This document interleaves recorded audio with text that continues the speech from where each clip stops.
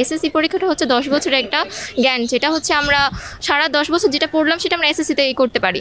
তো এসএসসিতে যদি আমরা ফেল করে যদি আমরা এইচএসসিতে যাই, তাহলে তো এটা লাভ হয় না। কারণ আমরা আমরা যে 10 বছর কী শিখলাম সেটা কিন্তু আমাদের এসএসসির ফল হয়, সেটার উপর কিন্তু আমাদের রেজাল্টটা ডিপেন্ড করছে।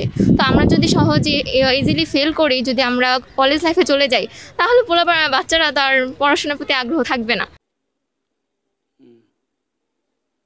বাংলাদেশের শিক্ষা ব্যবস্থা এটার মৃত্যু হয়ে গেছে আরো অনেক আগেই, তবে ঘূর্ণিঝড় রেমালার কারণে দাফন করতে একটু দেরি হলো।